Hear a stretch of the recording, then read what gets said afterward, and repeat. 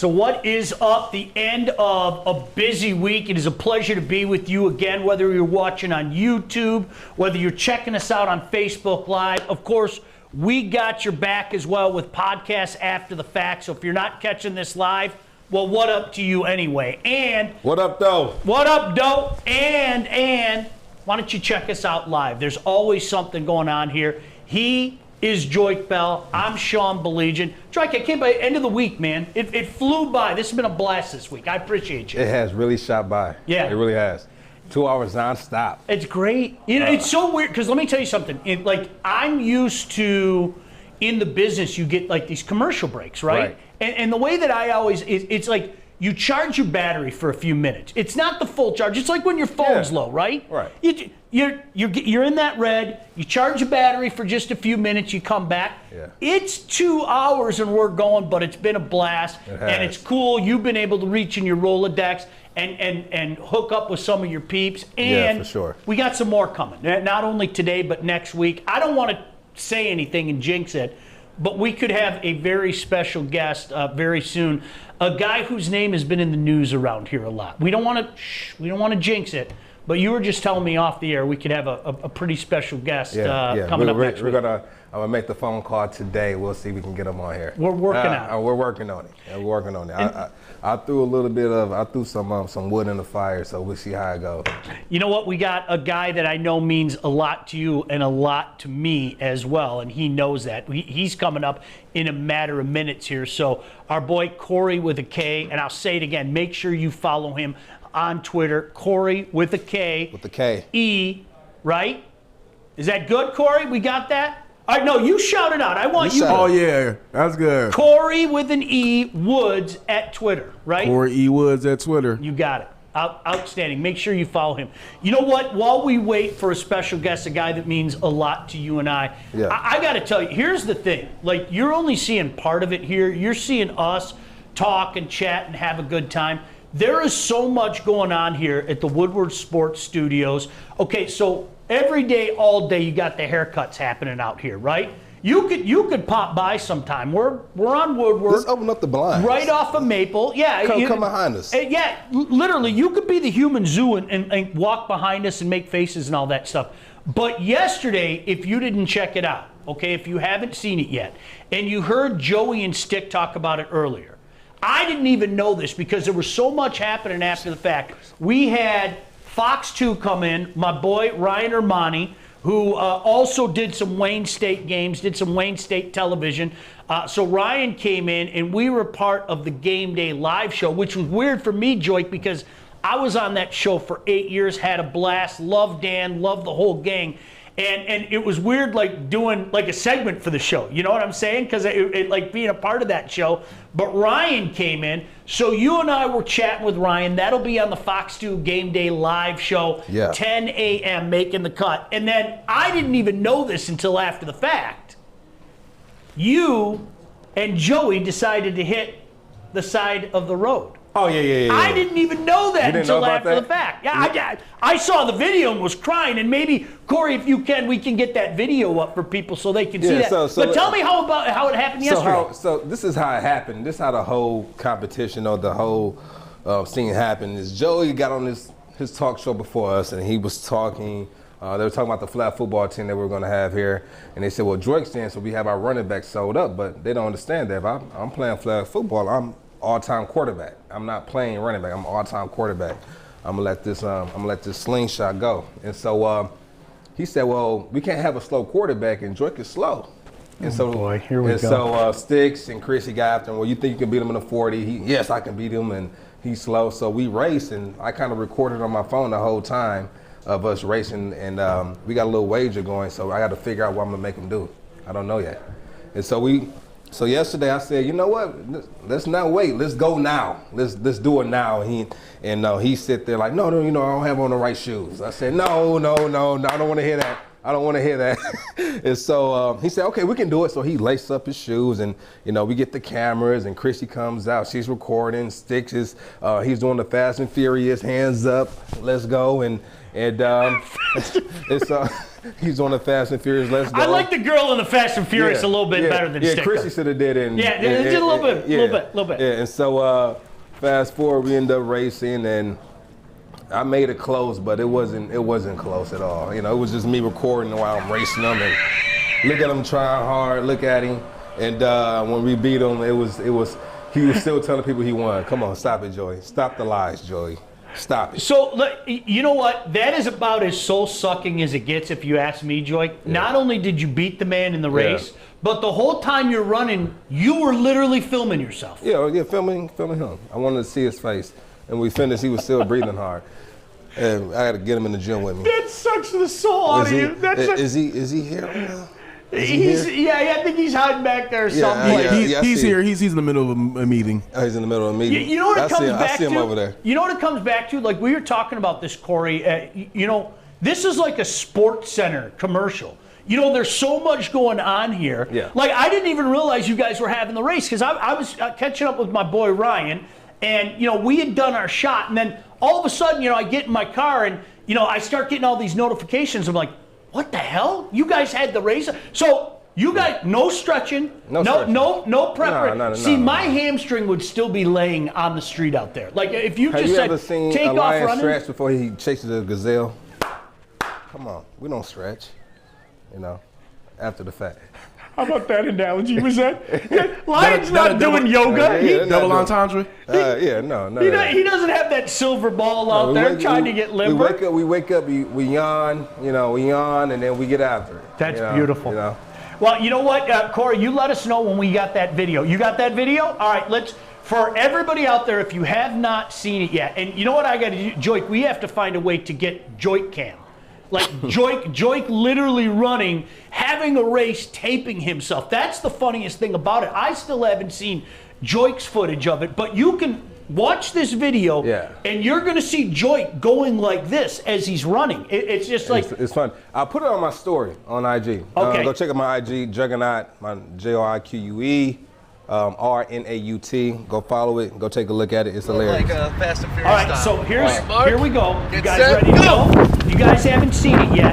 Here's the footage. Joique and Joey, the race. Don't you ever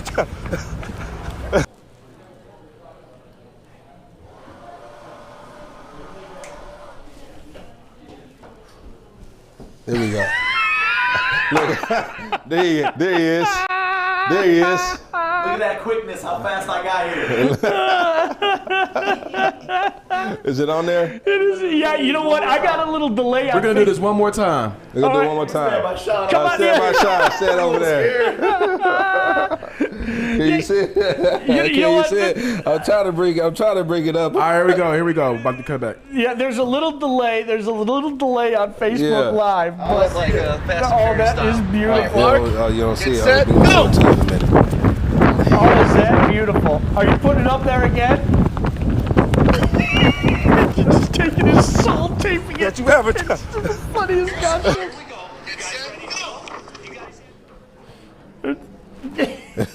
Joey's giving it all he has, though. I mean, I give him an A for effort, man. He's a brother rice warrior.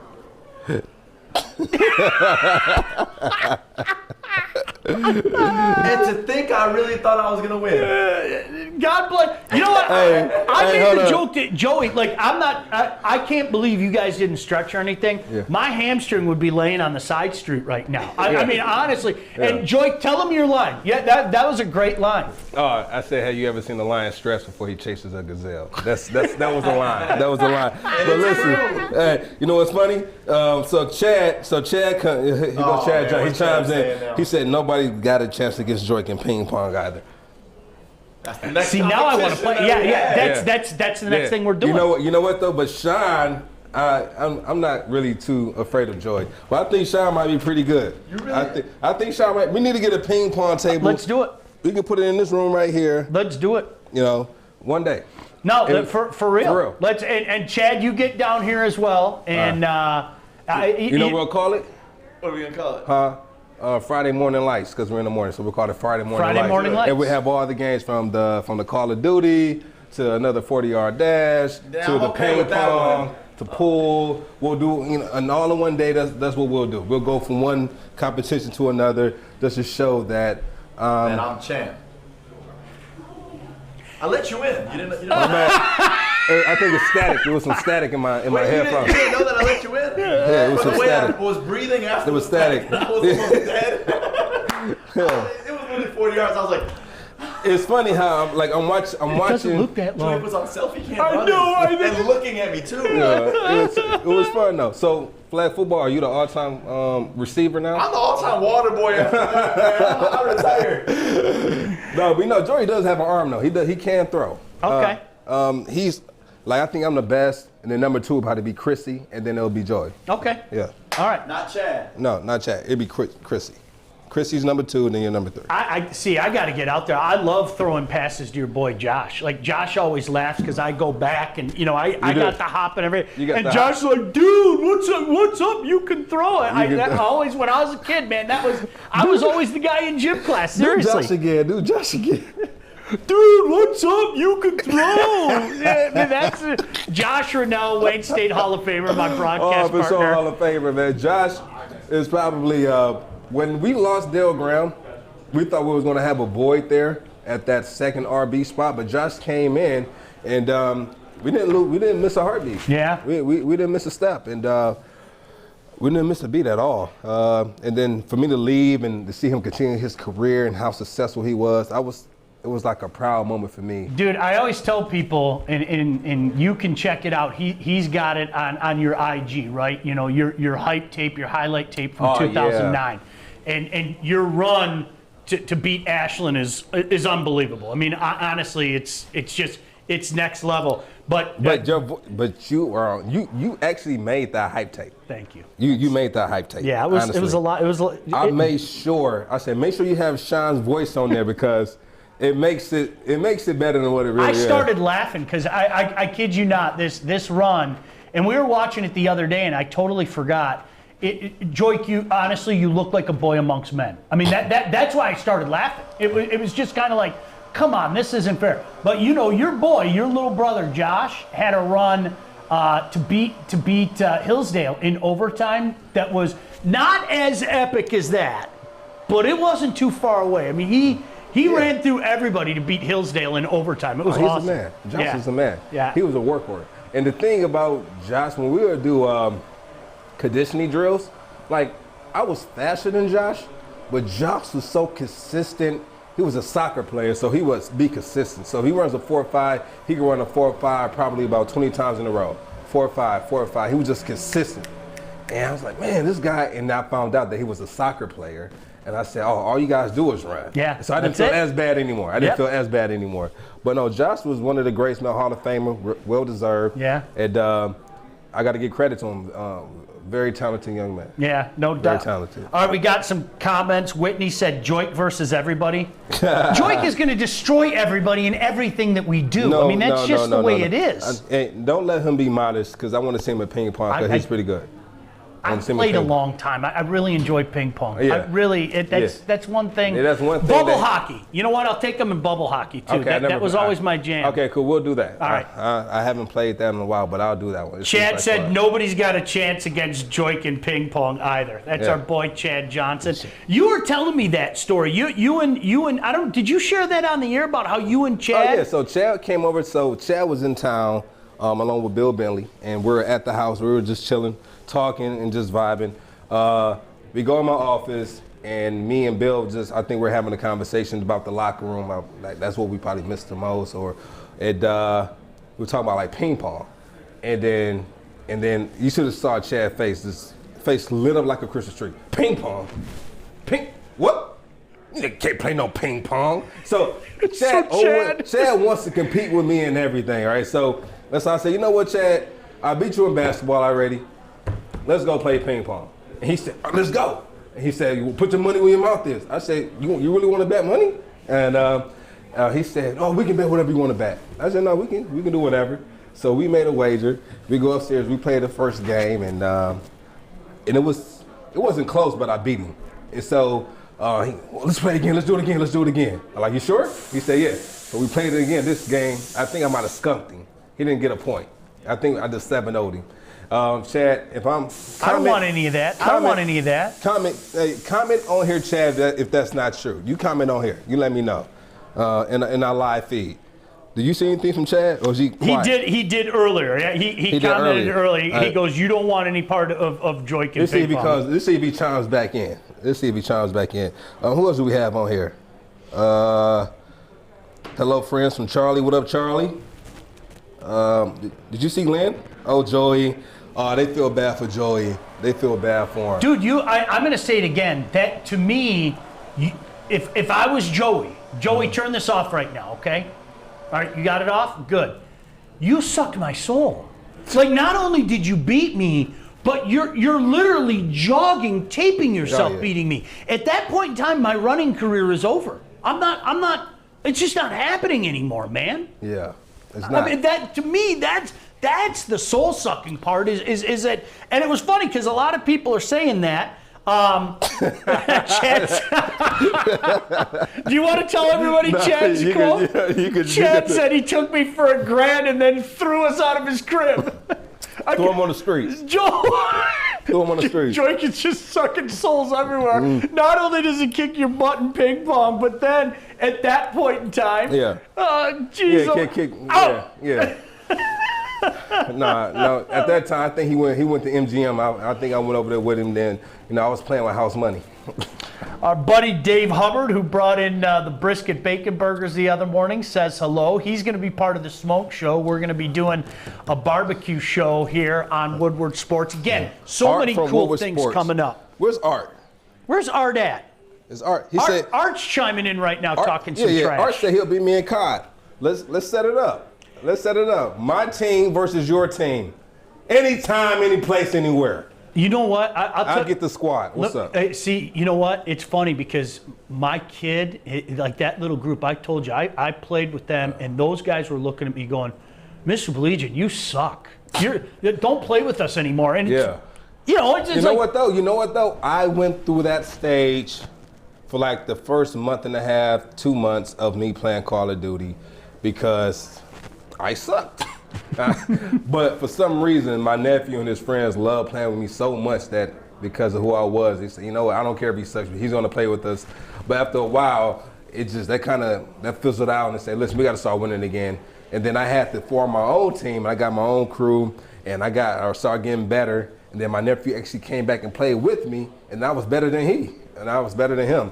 Uncle Joique, you got good. What you been doing? So it's a good time, man. I love Call of Duty. It's like I got sucked into it. I got sucked in. All right, do you have ringers?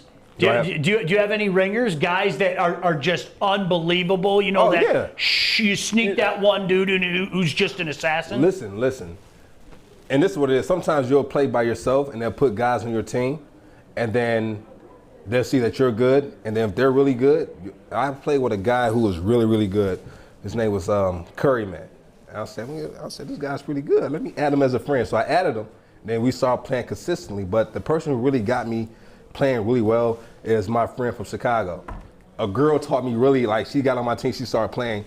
And a friend from years ago. For real? Yeah, and she's been on Call of Duty since the first one. And back in, I think early 2000. Yeah. And so when the very first one came out, she's been playing every year.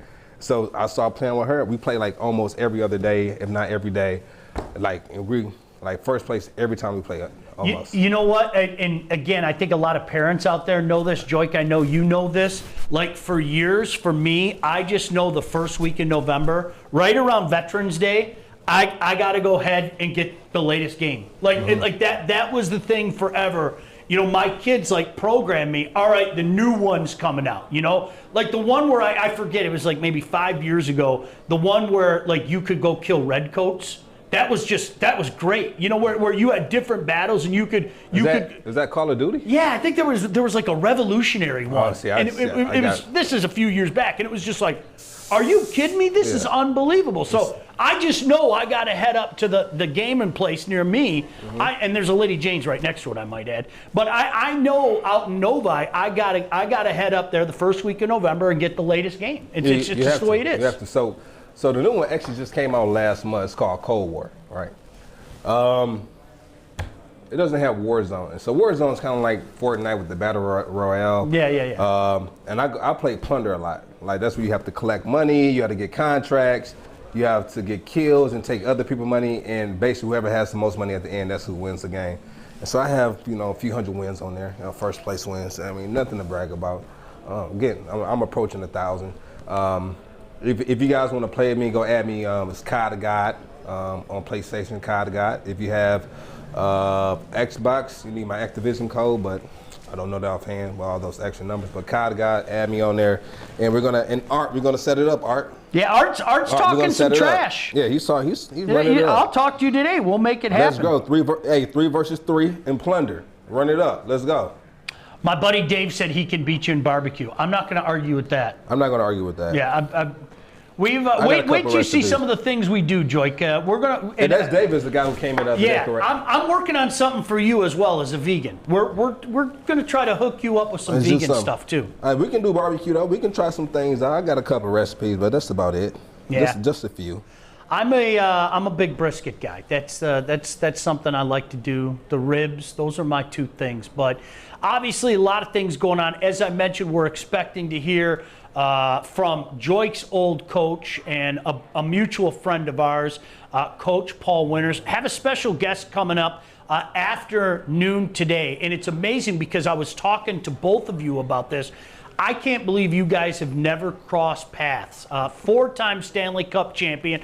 Another one of those, you can call him a homegrown guy, although he grew up just across the border outside of Windsor. Darren McCarty is a Detroiter through and through. Through and through. Joique Bell, even though you didn't grow up here, you're a Detroiter through and through. Through and through. It's so funny, in mutual worlds. I've known Darren for a long time. I've known you for a long time.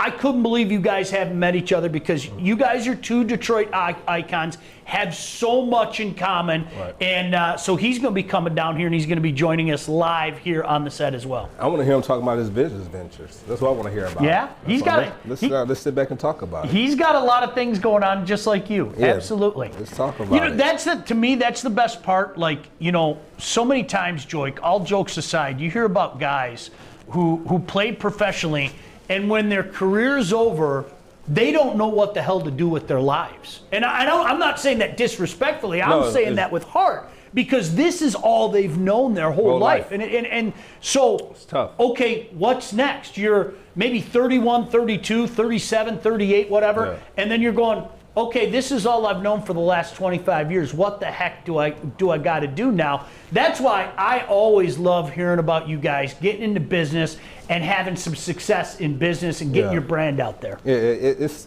a tough transition when you've been training your entire life to get to a certain, level of that sport. And when you get there, that's all you know, and you focus on this. It's one saying that goes around the NFL or around certain professional sports that I particularly don't like. Just worry about, just like for me, just worry about football. Don't worry about just football. But football is NFL is not National Football League. It's not for long. So for me, they have programs every offseason, either the NFL or the NFLPA, that you can take advantage of. So I've done everything from the broadcast boot camp, the sports media boot camp, the internships working under the AD's office, just in case I wanted to work in the front office of a professional football team. I'll have some type of experience. The business school, I went to the Ross Business School. Yeah. I did that program as well. And so I've done a program every year to kind of decipher, okay, what do I like, what do I think I like, and then it was some things I was able to go in there and say, I don't like this, at least now I know. Let's try something different. And then I end up finding something that I love doing. That's a beauty. Yeah, and so, but sometimes players, they don't take advantage of it. And then when you're done playing, now you wasted so many off seasons doing whatever that now you're behind the curve. Yeah. And now you're rushing and you don't know what to do.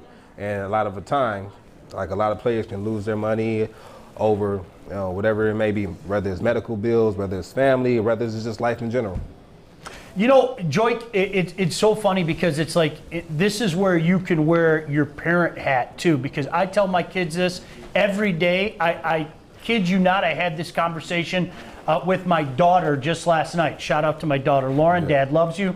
I tell my kids every day, do something you love. You're never going to feel like you're working. Exactly. Because I know people, one of my best friends out there, I'm not going to mention your name, you know who you are. One of my best friends out there absolutely positively hates his job. He has had a countdown clock on his desk until the day he can retire. I can't imagine going through life like that, man. Yeah. I mean, to me, I wake up and it's like, I'll give you an example this morning. You wake up, you get your wits about you, and I get to go talk to Joique Bell for a couple hours. How's that work? It's funny. I wake up every morning and say, I get to go talk to Sean Baligian for a couple hours. He's all pissed off about it. No, but you know what I'm saying? And No, I so I understand. tell my kids that all the time. Make sure you pursue something you're passionate. And it's so cool. My son's a senior at DePaul in Chicago, and he's on his way. He's already planted, a bunch of things, and he's watching them grow. My daughter, she still has a few years yet, but I know some guys, I know a couple of guys that came up with me that had an opportunity to play professional sports. And, thankfully, one, maybe it took them a little longer road to get there, but they got to that point where now they're in their 40s and they're doing something they love. And you can't put a price tag on it. You can't put a price tag on it. Just to revert back, a saying I tell my kids is chase the purpose, not the money. That's awesome.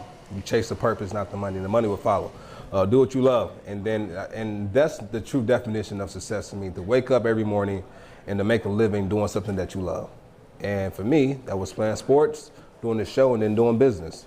So those are the things I love. Those are the things I put my passion towards, and also my charity.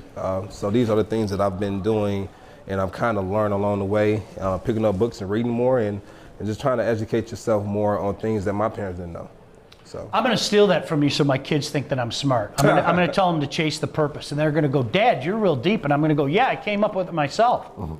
So you got it. That's I didn't come up with it. No, that's okay. It's a great line. I mean, and that's the reality in life. And maybe some people, you're sitting there right now, and you're kind of in that same position. Well, hopefully a couple hours a day we make you smile, we make you laugh, and we're talking about sports and having fun, because that is really what it's all about. That's what we want to bring, especially this year. I mean, this year sucked. I mean, there's no other way to say that. But if you think about it all the time, and I tell my kids this because they miss going out and hanging with their friends. Here my son, everybody's home from college, all his high school friends, and they can't go get together. They can't do the night before Thanksgiving thing. They can't, hey, I'll meet you at the bar. Let's do this, that, and the other thing. And I told them, I said, don't think about it. If you think about it, it's just going to tick you off. It's going to bring you down. Control what you can control. This is, what's happened in 2020 is just something we can't control, man. You can't control it. You just have to go with take the punches. And 2020 has been a tough year. We lost a lot of great,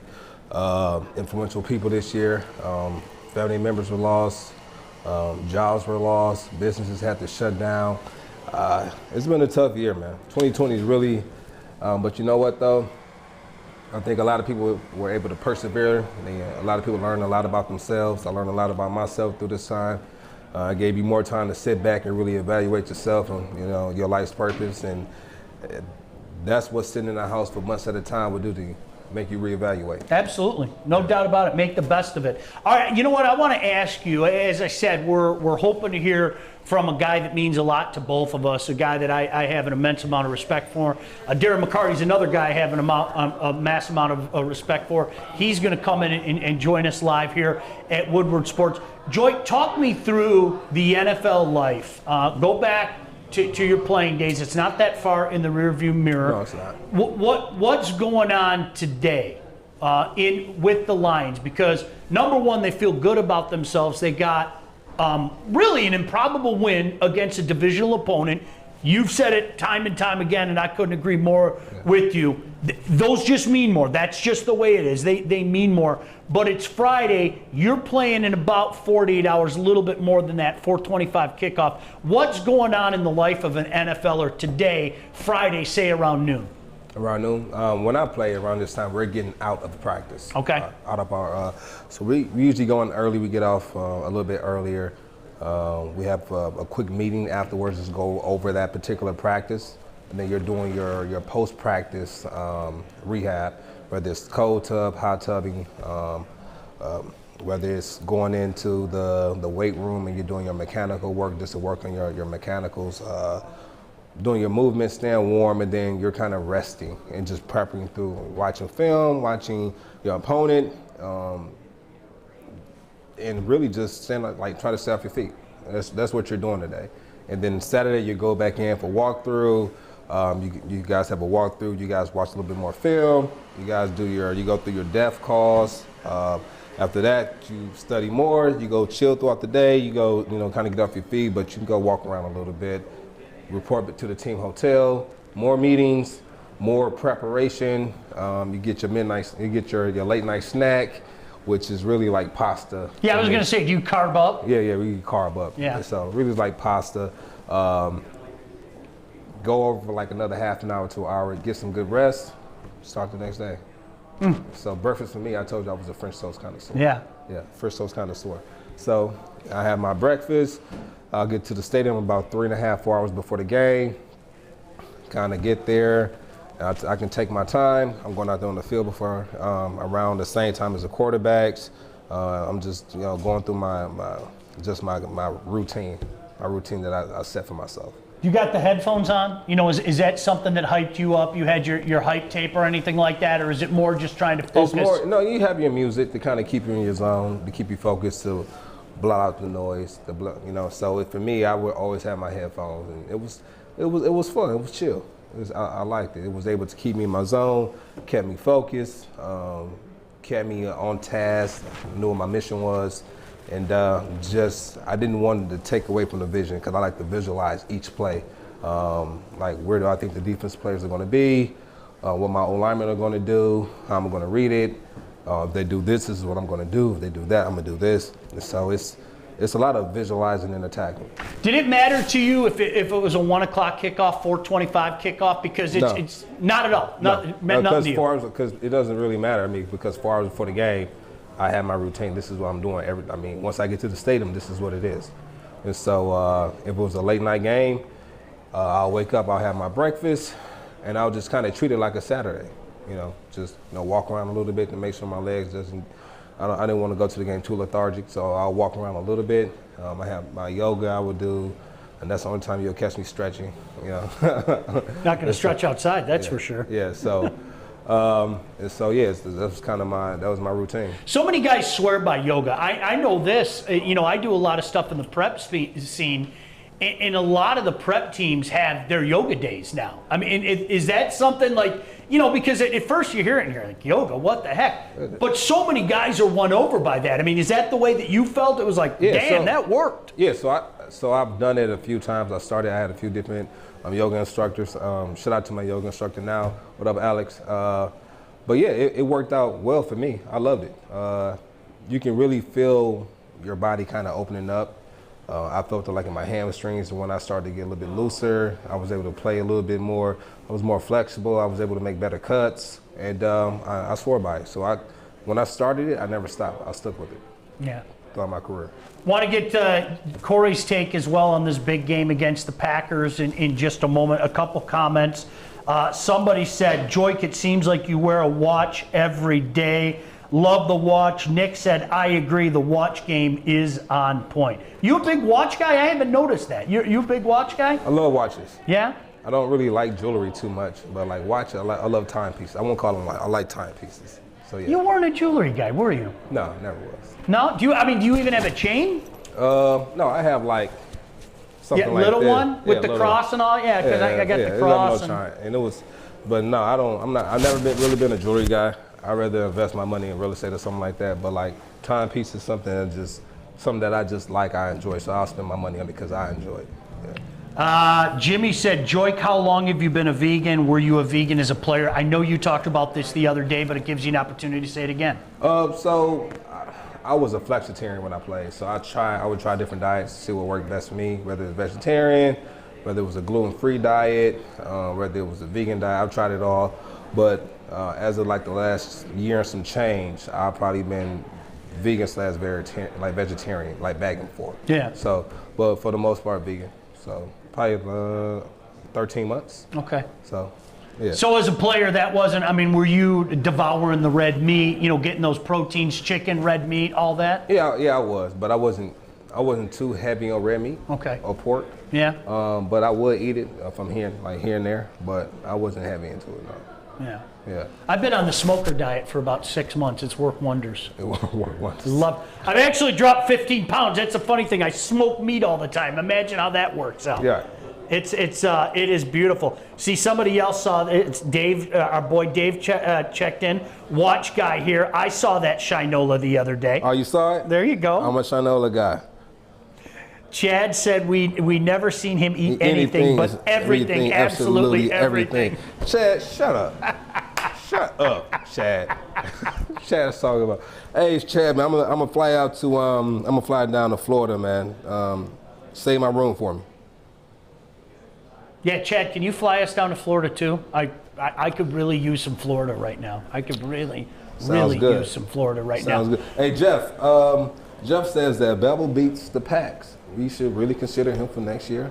We have to consider him. Part of the conversation, isn't it? It's part of the combo. It would be, listen, whether people like to admit it or not, that would be 2 wins against the Bears and the Packers. And I'll say it again, whether you want to believe it or not is inconsequential. The Lions are mathematically alive, and it isn't as far-fetched as you think. Now, if you're one of those people that say, well, it's far-fetched because the Lions have to find a way to knock off Tennessee, and they have to find a way to knock off Green Bay, and they have to find a way to knock off Tampa, knock off Minnesota. I get that. You know, it's difficult. I like those games, though, because the games that they were not supposed to be in were always in. I like to see the adversity when we play because that ups our level. That's our culture, that when we play someone well, we're in the game. We're in the game. And it was like that when I played, but I don't think there was any game where we didn't have a shot. Yeah. Right? But this game, they really counted off the line. So I'm anxious to see how it plays out. I'm anxious to see how it plays out. You have to consider them, and we've seen this before. I mean, I was talking to Lomas Brown about this. Of course, longtime offensive lineman in the National Football League, mostly with the Lions, of course. And you know, Joique back in '88. You know, the Lions get rid of Darryl Rogers. They give Wayne Fontes the interim tag, and then the next thing you know, they win a few football games. And well, let's stick with this Wayne Fontes guy. So, I mean, it's happened before. Now, there have been other times where obviously we know they didn't retain Dick Geron. They didn't retain Gary Moeller. But at the end of the day, it's not like this is something that hasn't taken place. It has taken place. And in the interest of being fair, Joique, this goes back to something we talked about day one.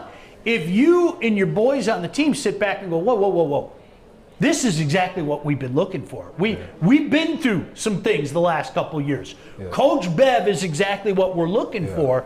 That's when maybe you guys say something. You know, you say, hey, this is the guy that we want. We want to play for this dude. Yeah, at the same time, it's kind of like coaches and players. So it'll be going to Riderwood and say, listen, this guy, but they have to win though. Yep. They have to win. Kind of like that 2016 season, no, 15 season, I'm sorry, when we came back, like, listen, we want Coach Caldwell here. We have to figure it out. And then we did. So if the players want Bevel to stay in Detroit, they have to figure it out. I think that's a player meeting. Did you guys say anything, you know, after that trip and the Kansas City game, which I mean, no other way to say it, Joique, it was ugly. They beat us up. I mean, that was the only game I say we got. I mean, we didn't wave the white flag, but they were more physical. It was more physical. Were you surprised at the time that they kept Coach Caldwell? Because, you know, as you mentioned, you get rid of Martin Mayhew, you get rid of Tom Lewan. Usually when you make changes like that, it's a big change. Yeah. But they decided to keep Coach Caldwell. Yeah. Do you think that was in part because of maybe the players' love for him? Yeah, it had to be. Because if we would have went all the way out, I don't think they keep Caldwell if we don't win those games. Who else we have on here? Scott said, I'm getting tired of getting the new hot coach. Never seems to work here. We don't have a young team. I want a coach who has at least gotten the experience of running a team. Good point. Some of those hot coach names haven't exactly panned out so well in recent years. We talked about a guy that you played for. Sean Payton was like the hot name for 2 or 3 years, and everybody's going, when's this guy going to get a chance? He got his chance, and I think that worked out fairly well in New Orleans. Yeah, it did. It did. So, I think they're talking about the home game winning percentage of the Lions. They're playing well at home. Yeah, got it. Finally, Yeah, right? they play well at home. Got it. Tony said, "What are your guys' thoughts on Spielman for general manager? He seems brilliant breaking down football live and on 3 and Out. Seems like a player's type of guy, and he loves Detroit." What do you think about that? I think people get scared because of the Matt Millen situation. Another name that, of course, has come up all over the place. Our boy from ESPN. You're going to hear Riddick's name all the time. That's just the way it is. What do you think about that guy that doesn't have a whole heck of a lot of experience? At least in Riddick's case, he's got some experience, although in lower level jobs. But what do you think about that guy? Bringing a guy who, like Chris Spielman, who, although he's a Buckeye, although he's from Ohio, he's another one. He's a Detroiter. What do you think about throwing a guy in there and saying, this guy gets this city, let's go? I think we have to sit down and kind of figure out what direction we want to go. It's kind of like a similar situation where the Rams brought in McVay as the head coach, right? So you bring that guy in, and he has that energy. He has that play. He's a player's coach, and that's the route they wanted to take, and it worked out for them. We have to figure out what route we want to take. We don't want to follow anyone's path. We want our own path, and that's what makes Detroit Detroit. And I think we need to get a guy in that represents Detroit as a whole, and not just a hot name. I think we need somebody that, it might be behind the scenes guy. It might be a guy like me that's a no name and come in and makes a name for himself. And that's what we need here in Detroit. Let's start it. Joique in the front office. Let's go. Will you still keep doing the show? If I have time. All right. But for the good of the Lions, I'm in. Let's do it. Bring Joique back to the Lions. No. No, listen, all seriousness, though, the Spielman thing is hot. His brother, obviously, has had some success with Minnesota, not as much success. They're kind of one of those teams, Joique. I've always had a theory the last few years that a majority of the NFL is what's called on the elevator. Where one year the up and down, 9, 6, 9. The Vikings have kind of been one of those elevator teams. We call those roller coaster teams. Yeah. This roller coaster. Doesn't it seem like a majority of the NFL just seems, other than, there's Pittsburgh, Baltimore, New England, although their streak ended. We'll get to that momentarily. Both of those teams again? Pittsburgh, Baltimore, New England. You can almost set your watch to it. You know that they're going to be dark. In recent years, I think Seattle's gotten like that. New Orleans has gotten like that. Seattle's gotten like that? Absolutely. Yep. A lot of it comes back to the quarterback, doesn't it? Green Bay's. Green Bay, definitely. Green Bay's like that. The only time Green Bay goes down is when Aaron Rodgers is hurt. That's it. That's it. When he broke the collarbone, that was it. And you know what the crazy part is, how this is a team sport, but that one man can change the whole dynamic of that team. You know what's weird about Aaron Rodgers, and I don't know if I should confess this because I think there's some people in our listening audience that are going to get pissed. And Corey, I want to get your take on this. I went through this with the last 2 Green Bay quarterbacks, Brett Favre and Aaron Rodgers. Right. Okay, I hate them. I hate them because they brought so much hurt to my life. Mm-hmm. But at the same time, forgive me for saying this, I kind of respect them and like them. No, you have to. Does that make sense? No. So you don't have to listen. I tell you one thing. My dad would say this when I was growing up. Listen, you don't have to like me, but you're gonna respect me. And you cannot like them, but you gotta respect them. You gotta respect them. So Aaron Rodgers, I kind of grew up on Brett Favre, and he was a winning quarterback. So I admire what he did. Like we talked about Reggie White. Yeah.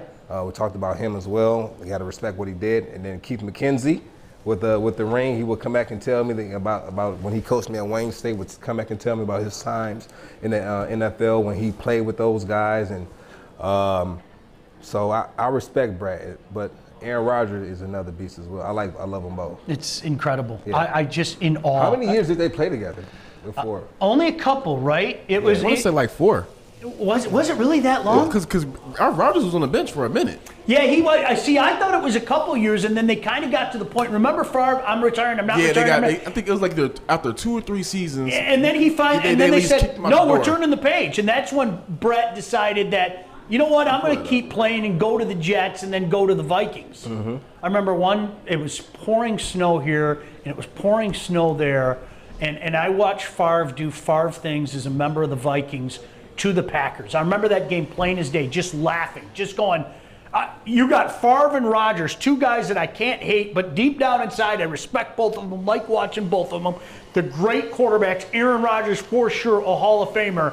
And watching those two do that, especially at Lambeau, it was awesome to watch it. And like I hated myself. I felt dirty because I enjoyed it because those two sons have tormented us. They've tormented me, you know, in time and time for again. years, decades. Just so we got the notification. Well, not notification. Pulled it up. It was year 3. So he sat behind Brett Favre for 3 years. Unbelievable. And then he didn't start because he came in 2005, but he didn't start until 2008.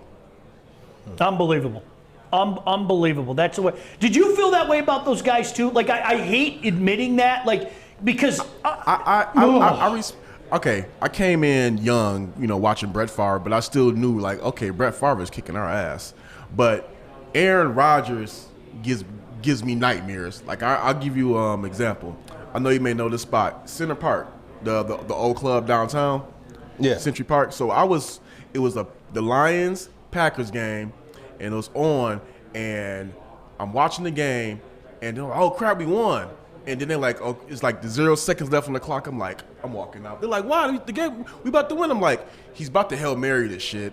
And sure enough, as soon as I'm walking out, oh, and I'm like, yeah, that from that moment, I've always hated him, but at that moment I had to respect him because I'm like, I know he's going to end us right now. And then just watching Calvin drop to his knees, Stafford flipping the cap, I'm like, you just got to give it up there. You just got to give up to him at that moment. I saw that meme, and no matter how bad and how hurtful that moment was in that game, because that was the year. I mean, that was like we had that game won. And honestly, I'm not lying to you. We win that game, I think we went out. That win went into the next week, and we ended up losing to the Rams. And I think we finished off on a winning streak. But if we win out, we're 8-8. You know, we're 500, and that was tough. That was tough. You guys, that was such an incredible turnaround, and I think that's what sucked the most about that game is disastrous as that first half of the season was, okay?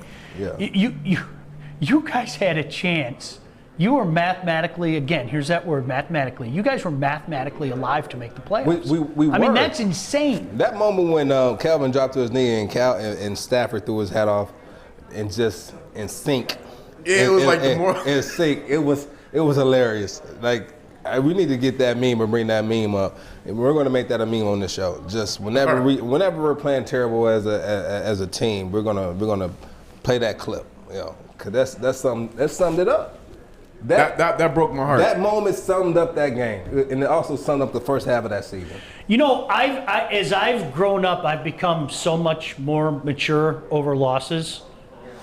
Believe it or not, I used to be one of the. I used to destroy things. I'm not going to lie. I would go on rampages and I would destroy things. And my poor mom. Shout out to my mom. I broke so many remote controls. Mom, I love you. I'm sorry. I hope I've made up for it over my life and everything. I've gotten to the point where I told you the other day, the Calvin game in 2010, the no catch. I could not psychologically process it. I couldn't. It made no sense to me. It didn't. That game when he caught that Hail Mary, I just got a text from somebody that said that they got a phone call during the game, right? When he caught that Hail Mary, they thought they were in the car. It was so quiet. They thought they were in the car, but they were in the stadium at that moment. So that just shows you the impact. And how to suck the life out the crowd. It was a Thursday night. I remember plain as day. It was a Thursday night, and as soon as it happened, I remember just looking at the TV. Like I was just looking at the TV, and then like you hear that voice inside of your head. Turn the TV off. Something bad's going to happen. You're going to do something dumb, and that's exactly what happened. It was like because at that point in time, if I don't get that shit off my television, something's going to be broke. And then that's on me. Then I get yelled at by my wife. Then my kids look at me like I'm a psycho. So it was really like that. It was like, don't think about it. Go do something. Go take a walk. I did. I took a walk. That's still to me. I mean, we've had some bad teams, but that's still to me the most demoralizing loss as a fan because it just, it broke me. Yeah. And that that lingered. And I think we harped on it the other day about how yesterday during the interview when they talked about how you can win a game and it can help, it gives your team confidence, right? And that just sucked the life out of us. It really did. And it followed us into the following week. And we lost the game we should have won and down in St. Louis. And it was tough, but I was happy that they kept Caldwell. And then the following year they went to the playoffs. And so it was a fun year. 2016 was a fun year. So the momentum of us winning out that season it went into the following season. So we had momentum, and they stuck with it. You know what? It's funny. Kenny said, and I want to get your take as an athlete because you have no choice but to put it in the rearview mirror. You guys have no choice. I know P-Dubs loves the 24-hour rule. And then we're done. Win or lose, we're done. That's Coach Caldwell as well. That's the way it is. But Kenny said, I'm 30 years old, and I'm honestly just numb to the losing. Good for you. I can't, most of the time I'm like that, but occasionally there's that loss. And Corey, I don't know if you're the same way. Occasionally there's that loss where I'm not joking. I police myself, and I have found that just getting the hell out of the house and going and taking a walk or going to do something. Sometimes I'll go downstairs with the hockey stick and shoot, just a bunch of pucks at the wall or something. I have to go do something else because. How many holes does your wall have? It's got a lot. I got to be honest with you. Take a picture. Well, you know what we did? We switched to. I use tennis balls now. Seriously, I use tennis balls downstairs, and just. That way, no more holes, anything like that. I switched to tennis balls. That's the smartest thing I could do. The one loss that did me like that, where I just had to walk out the room, before I broke something, was 2005 NBA Finals, Game 5, when Rasheed didn't check the inbound man. That I to this day, and it wasn't just an inbound man; it was an assassin in Robert Horry. To this day, I still have not watched that game again. Yeah, you can't. You can't. I've said this before. I don't know how well do you know Braylon Edwards? I know Braylon. Okay. Braylon, the day before Halloween, when Braylon took that game over against Michigan State. Yeah. Oh, yeah. If I see that come on TV or it's on Instant Classic or anything, it just it hurts my soul. Because I think I told you guys, you knew it was happening. You watched it. There was nothing you could do. Nothing. You just knew this game's over. Well, what are you talking about? Michigan State's on top. Nope, this game's over. Because not only is he going to score a touch and a tie, but he's going to win the game in overtime. And there was nothing you could do to stop it. The game the day before, 2004. I was at that game. Were you really? I told you. I was literally. That's what you did. That's right. I was at that game on the sideline, and I was there. I was being recruited by U of M, and they invited me to that game. And that game right there, my uncle. So I'm gonna give you a funny story about that game. So they're down by 28 or 31 at halftime. It's the fourth quarter. I think they're still down by 3 touches. 5 minutes left in the game, or something like that. My uncle gets up. And he had a bad hip, so he said, "I'm gonna start walking back to the car." He said, "I'll meet you at the car." I said, "Okay." So he walks about a mile away. He gets to the car. Now they're in the second overtime. He calls my phone. Joique, where are you? I said, oh, they're in overtime. What? They're in what? Let me turn the radio. He turns the radio on, and he said, "Gosh darn it, they are in overtime." Man, I should have stayed. Oh, I said, "I'll be to the car when it's over. I'll be to the car when it's over." So they end up winning, right? And but before the game is over with, our host, who's hosting us for the visit, they come up to you. They say, "Listen, guys, make sure you keep your badge with you, because when the game is over, people are going to storm the field. We're not going to be able to keep up with you guys. You guys will just have to make your way through the tunnel. They're going to let you through with your badge." So they end up winning the game, and all the fans, they rush the field. They rush it, and it's crazy. So I remember I see Jason Avant, I see Braylon, and I see Steve Breston, and I go up to Steve Breston. I'm in high school. Obviously, and I said, "Man, you was killing today." He put his arm around me. He said, "Yeah, I had to do it for you guys today. I had to do it for you guys." I'm a kid. I'm a kid in the candy shop right now. And so I finally make it through, to the tunnel. I go in through the tunnel. I'm in the locker room with the team after the win, and I'm listening to Lloyd Carr speak. And I'm standing next to Jason Avant, and he's just he's standing right here, and he's just like, I'm gonna talk to you in a second. Just give me a second. And he's just sitting there and listening to Coach talk. He was like a military guy. He was so like upright and just. And so we talked a little bit afterwards, and then I made my way back to the car, and then I mean, it was a great experience. That was a great game. Yeah. That was like. That might be up there in top 5 as well. It was unbelievable. He just completely took the game over, and it's funny because he had about 4 touches. Yeah, I don't remember. It's funny, you know what? I talked to him, and I said to him, I go, do you realize how I'm going to use that term again, you suck the soul out of like Spartan fans everywhere? And he kind of looked at me and he goes, seriously? And this was like 2 or 3 years ago. And I go, Braylon, like, no joke. Like, people still think about that game and shudder, you know? And he didn't even realize that, you know, years later, people still call the Braylon game. Charles was gone already. Charles was gone. Because Charles did that to Michigan in '99. There was no answer for Charles. So, none. Do you remember the game that... So, Charles Rogers was one of my favorite receivers from college. Plexico, excuse me, in '99. But go ahead. So, you see on here, it was Tony. Tony was talking about the MSU and Notre Dame game, but I was thinking about the game where MSU didn't have a shot. They was losing, but somehow Charles Rogers made a catch in the back of the end zone where you just knew he was out, but he made the catch. He kept 1 foot in, and he was fully stretched in the back of the end zone by the goalpost, and they ended up scoring with like less than 30 seconds left in the game. I think they were going to overtime, but Notre Dame had a receiver. I don't know if you guys remember, Arnaz Battle. Arnaz Battle ended up catching the pass, broke a tackle, took it down the sideline at the end of the game. It was like a walk-off touchdown, and it won the game. And it was sickening. It was like you knew MSU had the game. You knew they had it, and Arnaz Battle grabbed it, broke a tackle, hit the sideline, and took it all the way. It was heartbreaking as a, you know, I wasn't an MSU football fan, but I was a Charles Rogers fan, so I wanted to see him win. And you know what? Rest his soul. I say this to anybody who'll listen. Just a nice guy. Just a nice human being. He really was. I talked more with Charles Rogers when I was security guard. I'd be in his room talking football with him, and like he was one of the coolest guys. Yeah, just a nice guy. Nice guy. He'll talk about other athletes and say, you know what, he's Hollywood. I'll talk. Come in the room. Him, Eddie Drummond, Sean Rogers, Big Baby Rogers, those guys. Great guys all around, man.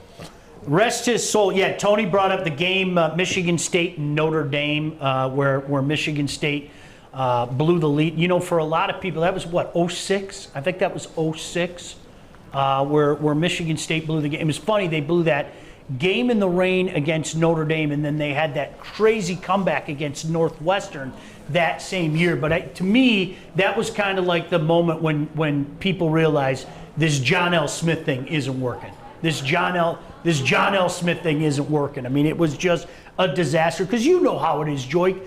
You know, with fans, you want to. I mean, heck, it was happening with Patricia until pretty close to the end. Even though they were struggling so much, you know that fandom inside of you is going, give them a little time, man. It's only been X amount of time. But more often than not, you have all the evidence you need that something's just not going to work. I'm still sitting here. I'm trying to figure out how, when U of M plays Ohio State, you don't go for U of M.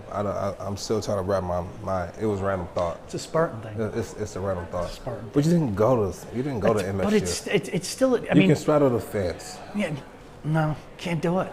Can't. They tortured me my whole entire lifetime, and I say that with respect.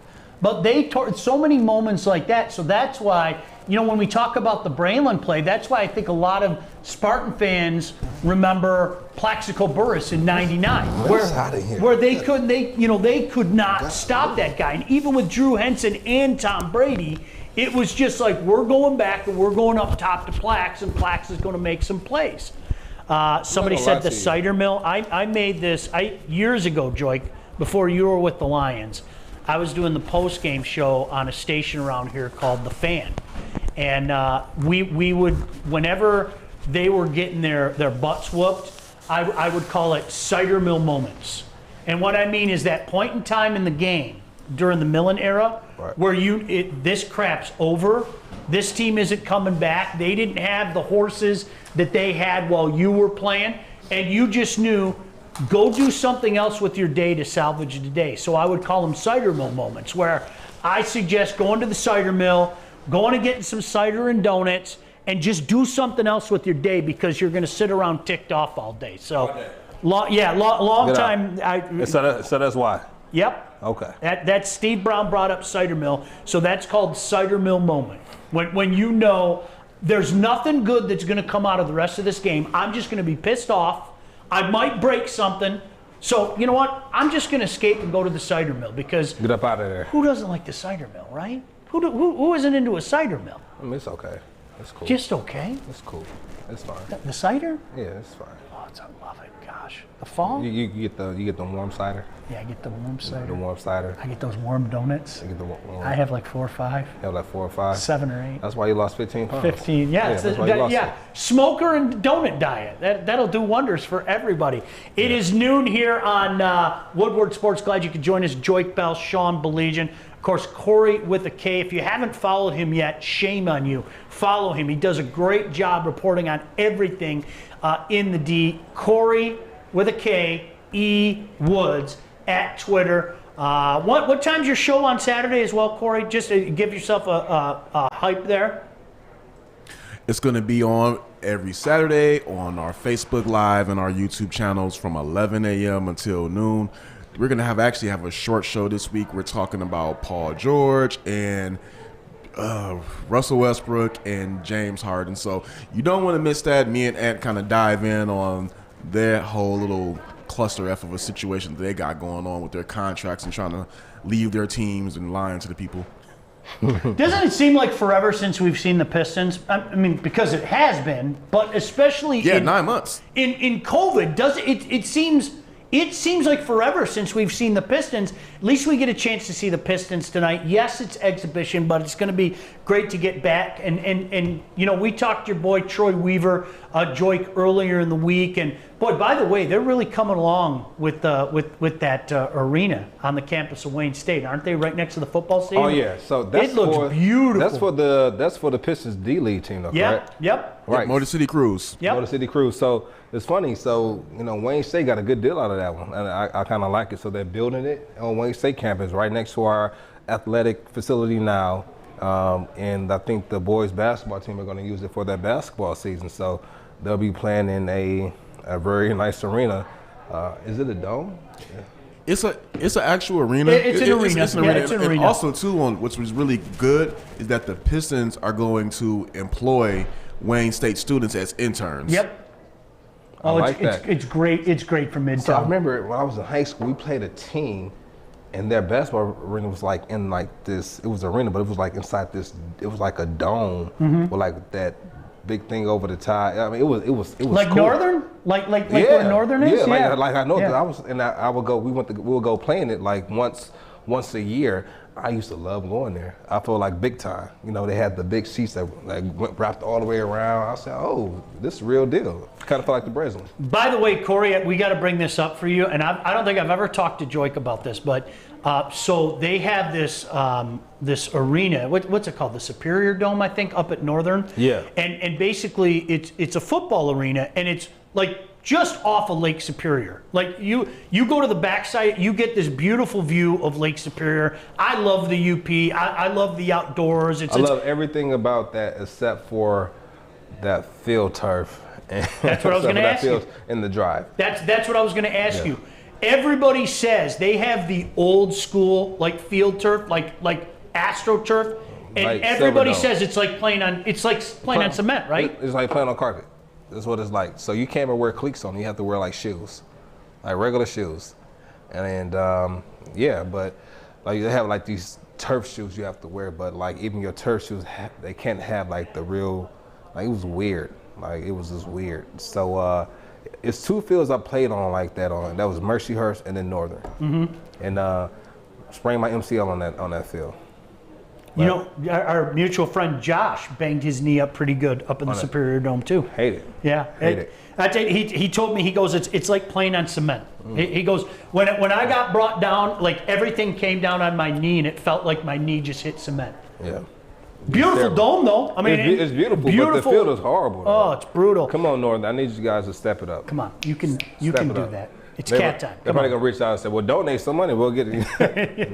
No, that's going to the W. It's going to the Dove for sure. Pistons, of course, start the season December 23rd, 8 o'clock at Minnesota. A return to Little Caesars Arena for the home opener against Cleveland. Early on in the year, it's pretty cool. Home matchup against Steph Curry, Draymond Green, and Golden State on December 29th. And then back-to-back visits from Jason Tatum and the Boston Celtics on January 1 and January 3rd.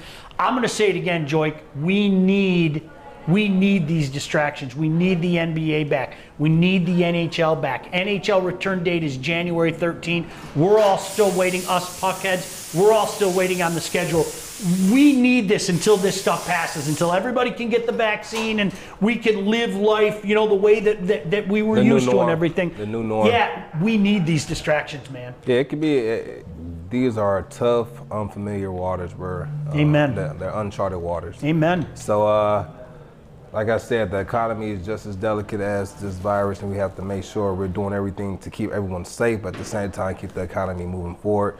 And it's a certain balance that you have to try to find, but you're going to get a lot of pushback from certain people who feel it should be done this way. Well, if you feel it should be done that way, then how about you run for office and then you go make these changes. you know, so it's a fine balance. So it's going to be interesting to watch, but I think as of right now, we're doing a decent job with trying to keep that balance. That's all you can do. You know, I mean, it's a virus. I mean, I keep saying that. It's not going anywhere, right? So we're just going to have to deal with it. And the distractions help. And I'll tell you what, it would be nice if the Lions could continue this winning. And what's the term that Caldwell always used? Stacked them? Wasn't that a Caldwell thing? Stack the wins. Stack the wins. Yeah. Keep stacking wins on top of each other. You beat the Bears, you beat the Packers in back-to-back week, and all of a sudden, you're thinking to yourself, okay, what sounded crazy just a couple weeks ago when we fired the general manager and the coach, you're one step closer to the legitimacy of the Lions making the playoffs. And I don't care if it's an expanded field or not. That means nothing to me. Everybody else is playing by that same expanded field, so I'm not going to apologize for a win ever under any circumstances. But you stack a couple wins against teams in your division, everybody's feeling better next week. Everybody's feeling better next week because that heightens your chances of going to the playoffs. So you look at, like I told you, when as an NFL player and you're playing these divisional games, it's a little bit more intense. It's a little bit more oomph because we know that at least if we win our division, we have an opportunity to start a new season in the playoffs. And so they should approach every game that way. But when you play these divisional games, it's a little bit more of a rivalry game. I told you, every team to me and our division is a rivalry. In my book, it's the Bears for you. It's the Packers for me. If I had to choose, it was to be the Packers, Bears, and then the Vikings. It's a generational thing. Yeah, it really is. It is, and for me, it's that.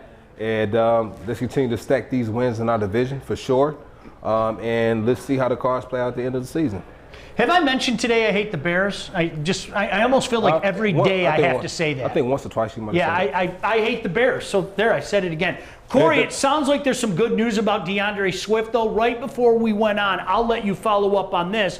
But it sounds like there's some good news about DeAndre Swift, and maybe it's actually leaning towards him being able to go. I do know that he had practice yesterday. He practiced limitedly. Limited practice, but let me go ahead and check because Bevel did just in the press conference. So I'm gonna go ahead and dive in on those quotes, and I'm gonna tap back in if it's something interesting. All right, good. For sure. I think he'll be playing. I think he'll be playing this week. Just depends, or if it's not from, if he's not having no side effects and he feels good, and they have him out there in practice, they have him out there for a reason because he was still having symptoms. They would tell him to stay home, and we'll see. But I think he'll be playing. They might limit his play to how many runs he get, but I think he'll be playing this week. You know what? And it's too bad because I was one of those guys, Joique, and I would say the same thing when you were playing for the Lions. You know, I get the whole running back by committee thing. I do. But I think my man's got to eat as well. I think he needs his touches. And I think there's a difference between, you know, getting those 10 touches a game and you're a guy that played. To me, 15 to 20 touches a game with a guy like that is so electrifying. Yeah. Minimum to me. So how many are you trying to? So you got to think you're having about on average anywhere between 65 to 75 plays on average. Sometimes you might get somewhere in the 80s, 90s, but that's not all the time. So on average, I'll say about 80 plays a game. If he's getting 50 or 20 of those on runs, and then the other, you have Matt Stafford, he's throwing like another 40, 50 times a game. Who's getting those other carries? Well, you know what? When I say touches, It's passes reception too? and runs Okay. combined. You know, Okay. get him involved, a couple of those little check downs, whatever. Okay. Get him out on a wheel route, whatever the case may be. But 2-3 times a game, because I know what you could do in the passing game. So it's not just the carries. You know what I mean? For sure. And I like when a running back can be versatile. That's going to extend your time in the league, going to extend your playmaking abilities, and just going to be more in your arsenal. So that's one thing I kind of prided myself in. And yes, I'm a bigger back, but I'm not just a runner. I can run routes, I can catch, I have good hands, and that's one thing that I kind of wanted to make sure the coaches knew. And so in practice, I made sure I caught a lot of passes. He threw touchdowns too. I saw it. I saw it with my own 2 eyes. You know, it's funny. We would work on. We had passing plays for me at running back that we never used. You know, and it was weird because my shoulder pad kind of limited my range of motion when I threw a pass. And so the way I threw passes without my shoulder pads and then with my shoulder pads, it was totally different. You know, and you have different shoulder pads for different positions, obviously, but mine would limit my motion. And I hated that about those shoulder pads, but I also loved them because they were really good with protecting my shoulders when I deliver blows. I used to love watching you in the wheel route. You and I'm going to say his name again, Josh Rennell. You guys coming out of the backfield. It seemed like whenever you guys did that, good things happened. You remember it well? No. No? I remember the choice routes. Okay. The choice routes. They let me do a couple flares, but the choice routes for me, who's this guy here? Darren McCarty's telling us that's Darren McCarty. We're not. Come on. He said we're number one. He said we're number one. Yeah. Come around. Yeah, come around, Darren. Mac. Come around, D. So good time. So for me, it was like when he put me in the slot and I was able to run my choice route, which basically gives me the option to, take the middle of the field, cut out, or just sit there for a pass. They gave me the option. So that was my favorite. As a receiver, was my favorite play. Corey, what do you got for us? All right, so we got 2 things of good news, actually. So first, let's go ahead with go to Swift. Coach Bevel said that Swift had a good practice yesterday. He's improving. There is a possibility that he could see some action, but right now they're just taking it slow. They won't confirm whether he had a concussion or not, or whether it was from migraines, but he's trending in the right direction. Verbatim, he said, again, he had a good day yesterday, so I've told you it's a day-to-day in terms of him making it through, and just right now he's trending in the right direction. But Kenny Galladay is also trending in the right direction as well. They're going to try to go ahead and get him on the practice field today, so they are not confirming whether he's going to be able to play, but they're going to go ahead and start ramping him up. Oh, don't get my hopes up. Don't get my hopes up. We need that. Oh, immensely. No doubt about it. Especially against that team. Yeah. Kenny brought up Patricia and Quinn were weapons. always going to be joined together at the hip, so I'm happy they got rid of both. Hey. He was the one who said 9 and 7 isn't good D-Mac, enough. what's the So word? How that's you? exactly it. Coming on. I felt the exact same way, Kenny. I really did. What's up, brother? You all right? Come on in. Yeah, Jump come in the on in. middle. I don't want to. No, come in the No. middle. Are you kidding me? I can't believe these two have never met each other. I asked both of them. No, it's crazy. I mean, whether you guys, I'm not trying to embarrass either one of you. Both of you guys are Detroit icons. I mean, both of you guys are guys that you became fan favorites here. I'm not blowing any smoke up your butt. I know why. Why? Because when I was watching him, and when he was coming into the league, and I was paying attention, but that was I was deep in my addiction, and I wasn't around. You know what I mean? This is between 2009 and probably 13, 14. So I'm around, but because I'm in my alcoholism and all this, I stay away because of, you know what I'm saying? So I didn't have the pleasure, but I had the pleasure of watching you, man. And I appreciate it. Always inspired. Like I said, a hometown, grinder. I mean, this is what it's all about. This kid, the difference between him is I'm the stepson and he's the son. You know what I mean? He's the son of Detroit. I'm from across the border, so it's all good. Yeah, born and raised in Benton Harbor. I actually moved here when I was 18. Perfect. Yeah, So so it's home for me. So it's home for me. This is 15 years in the making here. The thing is, you make the beauty, and people appreciate, man, is you put Wayne State, and you what you did, Oakland, where you play college downtown, right? Yeah, right. But you did it the Detroit way. You played you get that ball in the backfield, bro, and it's the effort is always there, and I think that as a Detroit person and icon knows that's all people want. Doesn't matter with our sports. Give me that effort, and I think you're going back to the Lions last week. Who cares? Enjoy the line and enjoy what you're happening. If my man Sean Baligian, who has had to cover this stuff because of what he does on the radio and stuff, because with Steve Cordy and Dan Miller and all these guys, when you hear them get excited, because it's the no quit, it's the back to it, it starts, and what's my favorite word these days, Sean? Culture. Culture. You guys also have that in common, trust me. Cultures. And so the blessing is going into 2021 for me as a Detroit sports fan kid that grew up here, is I see every sport team now moving forward. Yeah. Remember how I was using that Eiserman or the Wings analogy is thank God, man, we're not just going to training camp and doing circles of the harbor. We're out in the open water. What's it mean? I don't know, but we're going to get there eventually. You look at the Tigers, you look at the Lions, you look Say it again for you. You don't know what it means, but hey, we're going to get there eventually. We don't know, but it's the same. I love it. Because I tell everybody, if you go back to history, the first time I ever had that moment was March 26, 97, after beating up Lemieux and scoring the goal, where it's you're not supposed to stay in the game after doing that stuff, let alone score the overtime winner. And the gravity of it was, first time it's oh my gosh, and everybody can relate to that, right? Everybody can relate that's the first time it's going to be all right. I don't know what it means, it's going to be all right. Then it worked out for us. The second time for me that happens, I tell everybody, it's when Steve Eiserman was introduced as general manager.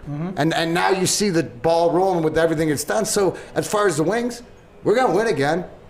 2 years, 3 years, 4 years, maybe not. 5, 6, 7, 8, I would expect. It's going to take them half the chance. So the beauty is what you see culture-wise, because that's where it starts with anything to me, man. For sure, man. You done something that I wasn't able to do on the lines. You brought championships back to the city and brought us pride. So for that, we appreciate you, what you've done. Hey, I'm trying to keep a straight face, and I'm just going to, bro. I had a lot more support than you did. Let's just it wasn't because you didn't want it as bad as I did. Because I had these guys called Yzerman and Fedorov and Bowman, right? Right where it goes down to being led by the top. Everybody knows my feelings about the Illiches and the love, and because the family. Yeah. And that's the whole thing from me. As a 4-time champion, what I see the culture from the top needs to change. And maybe it will now, because we've seen something different. I've been here, I'm 48 years old, so I've been a Lions fan since I was 3, 4, 5 years old, whatever like that. It's different, and you got to give it Will a chance, because what's the alternative? Absolutely. What's the alternative? I'm the luckiest guy right now. I'm with two icons, Detroit icons. There's no other way to say it. I'm not trying to embarrass either of them, but two guys, Darren, I think you said it best. These guys have repped the D in their own way. Joique Bell, Darren McCarty, he's been kind enough to blow down here. Hopefully, I hope I'm not putting the cart in front of the horse. Hopefully he's a part of what we do here as well at Woodward Sports. We'd love to have him, and obviously we love having him on right now. It's so funny because I told both of you in separate texts last night, I can't believe you two haven't met each other because You did. you guys have so much in common. We do. It's business ventures, mentality. I mean, you guys have so much in common, Joique. You really do. Speaking of business ventures, like, what are you in now? Oh. I've heard rumors. No, Darren McCarty brand, the cannabis, my licensing by Penn is the greatest thing that I have ever done because I just got off the phone with all the testing and the packaging for my CBD roll-on, right? Which in the testing of it, which is the most important part. Now, if you're talking, everything, and I can get into it and whatever else, but the bottom line is that you have a system that works for yourself, and the CBD and the hemp and the people that I've surrounded myself with and the education that I've got because this plant saved my life. Okay, saved my life from being an alcoholic, and it's helped me with insomnia, but it's also helped with the pain and stuff like this. So I'm coming out with the Darren McCarty roll-on, which will be out before Christmas. They're packaging it right now. I'm so excited, and the best thing is it's e-commerce. And what does that mean? Because it's the CBD and You it's sell it online. It goes everywhere, Online. dude. Right. I'm gonna get you some, bro. And in the like I've had it. I know from my fact, this is my body. I absolutely know. It's got Madagascar vanilla, which is the most expensive vanilla on the planet, so my boy Brent didn't spare anything. And it works it'd be perfect for the dressing room, not only for aches and pains that you would think, but for athlete's foot, for gout, for jock itch, for everything like that. It's that relief. So for me, I realize it's the education of people. Now, if you want to talk THC and flower and strains and all that, we can get into that. But it's the education of what people, what level you're at. Right, so I came late to the game. I'm one of these that. When did you get in? Well, because when I was 27, I had my first sport hernia surgery. Right now, I'm a guy battling alcohol in the league, and actually, I won all 4 cups. And I always make a joke, but I'm serious. Is that every cup that we won 4, I was sober for. Right, so it's my fault we don't have 12. But because of the pills and stuff, I couldn't take it. And I grew up, and Ricky Williams, who's well documented, who's also a friend. Right. I grew up with you're either a stoner or a jock. In hockey, as Sean we've said, you can drink beer since you're like 12 years old and whatever. That's accepted. But this plant, and it's sort of like worse than anything you could do. And why do you think that stigma is? Well, it's just because it was 100-year stigma of don't get me involved in it. It goes back to the 30s and stuff. It takes 100 years to right or wrong because of whatever the injustice it is. So my whole thing is like we're in 2020. If you don't want me to backtrack and beat you up for all the stuff I'm mad about in the past, for all the stuff is that as long as you take where we're at today, and the beauty of Michigan, I always joke with Sean, 2020. Not too bad in my world. Gambling's legal, cannabis is legal, and I got a WJR show at Friday night, 7 to 8 with this guy. So, but it's through the education and the people I surrounded myself with, For sure. and always asking questions. I have this one thing is I try to shine this light, and everything's out in the open. That's a blessing for me, but it's to shine the light for people who are looking to say, what do you mean by that, or want to get out of the dark. But it's also too the people who are in the dark that want to stay there, because I don't care what you do, but if I'm not doing it, don't do it around me, because then we got real big problems. Because now I got a support system real deep of people who want the truth, want the answers, just want no BS. Right? So I was told that now I have the responsibility, or I know the truth, it's my responsibility what I do with it. So I decided to get with like-minded guys and create the Darren McCarty brand. So why do you think there's a stigma? Because let everybody know your background as well. Why does that stigma? I grew up with the stigma. Yeah, I grew up with we're it. hockey guys. So Yeah. hey, bro, here, drink this. Yeah, right. Here, drink all this fifth of vodka or whatever like this, and be puking all over yourself. That's okay, but my man wants to go out and hit and chill out, dude. That's ostracized. It's stupid. Yeah. So for me, I got into the cannabis industry in 2017, and the reason for me was more personal than the lucrative side. So my sister had been on dialysis for at that time for about, I think it was going on 12 years, and so from the dialysis, she ended up developing like chronic arthritis in her back, and so she was taking to mask the pain of that chronic arthritis. She was taking about 90 to 98 Percocets a month to master pain. And so she had 4 kids, and so it was just draining her. So she wanted to get off of the pain pills and try something different. So she ended up trying a edible. And she said for 3 days straight, without having to take any pain pills, she said she felt the best she's felt in years.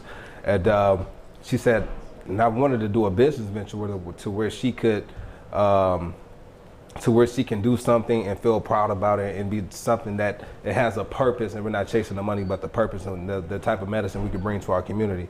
And so I said, let's try it. So we hired a lawyer, we started a petition, made it become a conversation in the city hall, went down and spoke. The first time they voted no. The second time we went back, we won the vote, I think 6-5. We won by 1 vote. And then once that happened, the city had to come out with an ordinance. They came out with an ordinance. They came out with the application process. We applied for it. We ended up winning our dispensary license, and then we started from there. And I built a team around me to kind of come in and kind of walk us through, because my ego isn't big enough to ask for help. So I knew I needed help with trying to get this in. And so we teamed up with some, I guess, some cannabis heavy hitters. And they came in, they held my hand, they walked me through it. And now we're opening up our first dispensary, what we're planning to do in June during my charity weekend. So that's what we plan on doing. What's it called? It'll be called Floetry. What's it called? Floetry. Floetry? Yeah, See, called because Floetry. here's the one thing is that as I go around, and because, like you said, guys like us, there's no ego here. Man, Yeah. I'm the first one to ask for help. I'm the first one.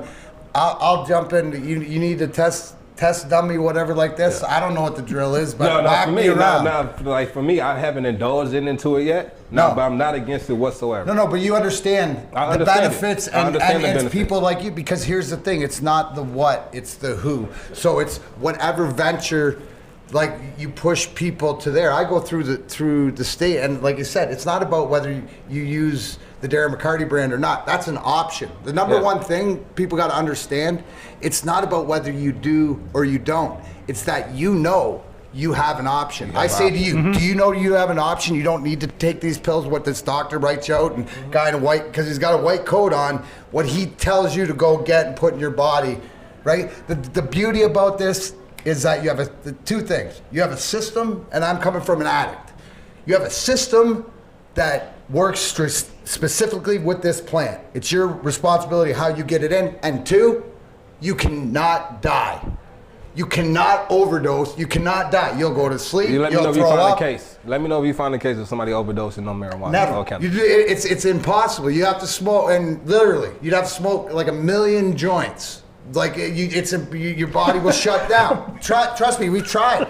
But the whole thing, and joint, the beauty is what you love is because now, and you see in the city, right, where they're giving out these things. My big thing is to have, I always wanted, I patented the Penalty Box Coffee Company because my goal is to have a consumption lounge coffee shop down near the stadiums.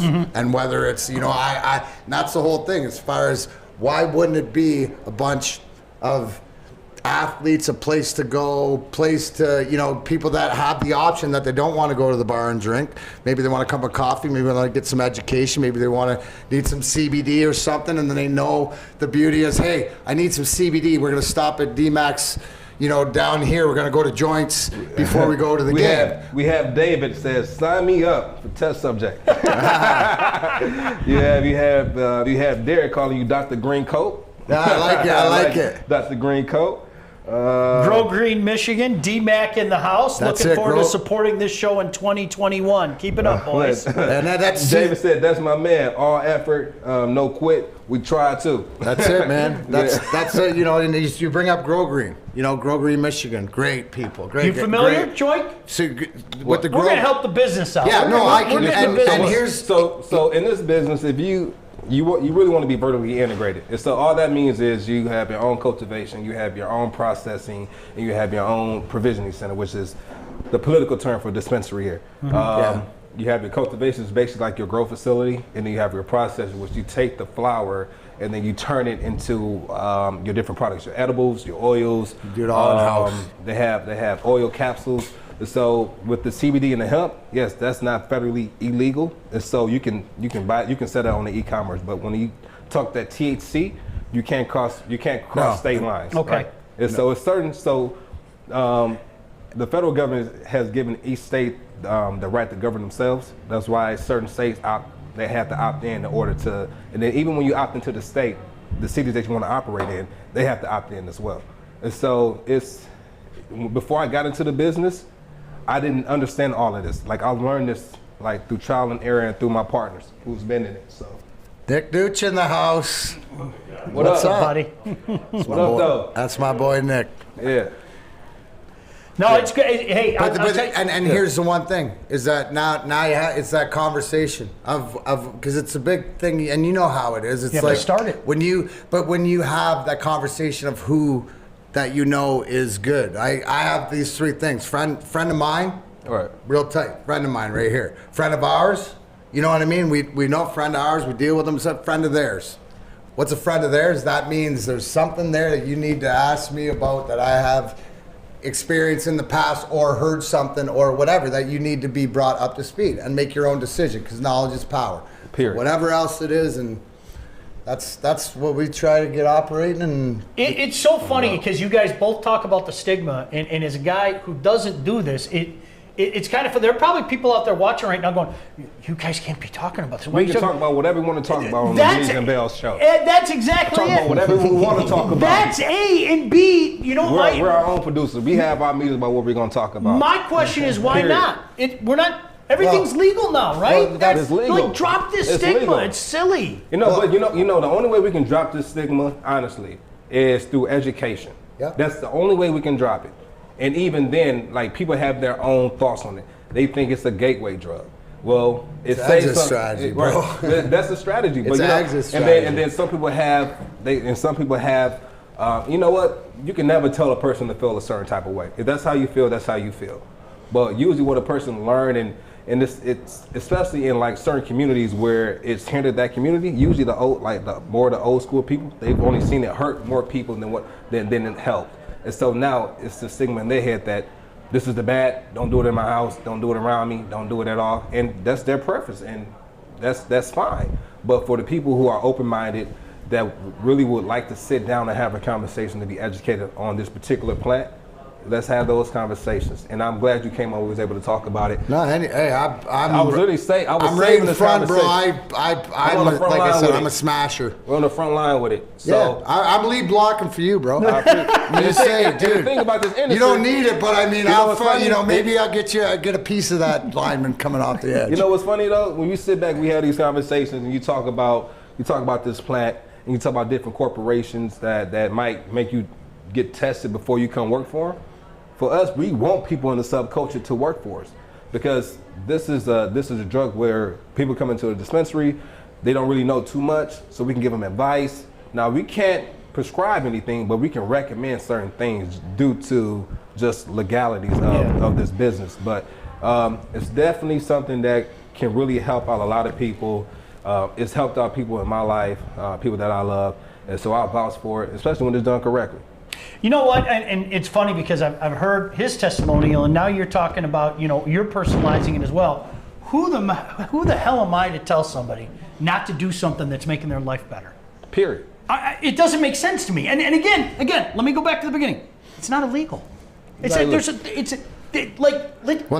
all move on? So that's there's certain that right there is the beauty, because now hopefully the people that were afraid because of the stigma can come out, because you know what? Because their way of life, or they want better, they want to feel better, they want the option, they have questions. Yeah. Like you said, this plant, you got to get educated, get medicated for what. Because we all have a system, but it's all different. So this is where it comes to, how do you get educated, right? What we have is, when we open up our dispensary, it's not just going to be come in, get your product, and then you leave. So we'll have everything from the product. We'll have masseuses on site, to where if you want to buy oils that have rubbed into you, we'll have that on site. We're not even calling it, we're calling that a wellness center. So you come in and we're really teaching you. We'll have a kitchen.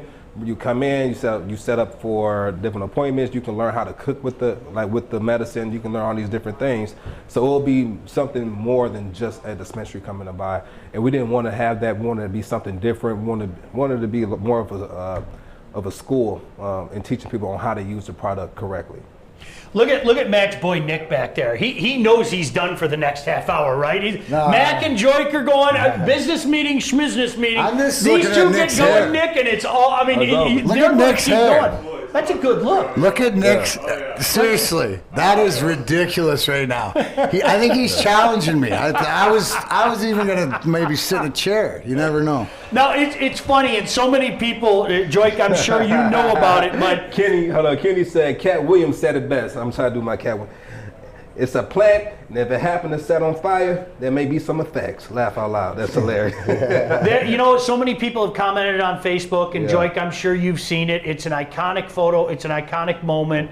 Darren McCarty is the author of one of the most iconic moments in Detroit sports history, period, end of story. I mean, as far as I'm concerned, Mac, there's the Lemieux fight, and then there's you going on Mario Lemieux in Game 4 of the Stanley Cup Finals in 1997. I mean, legitimately, Turtle. Those are two of the greatest moments. I remember the turtle. I don't. Did it score some goals too, He Sean? scored a pretty big goal in the I Stanley beat Cup one guy Finals. one-on-one my whole career, guys. It's all Say timing. deserved it. Say deserved it. It's all timing. He did the Lemieux too. He got that long reach out, even though he's not 6'90" like Lemieux is. But you got that long reach out. You got the body lean like Mario. The leg, the knee. I mean, Remember the knee, the old school knee? You're talking absolutely. about old school knee? Get that And knee. it really is, it is funny every time.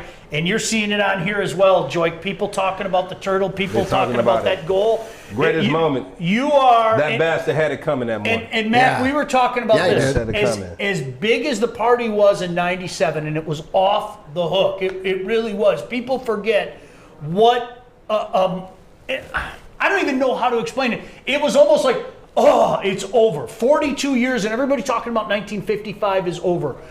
The biggest party ever will be when the Lions win. It just will be.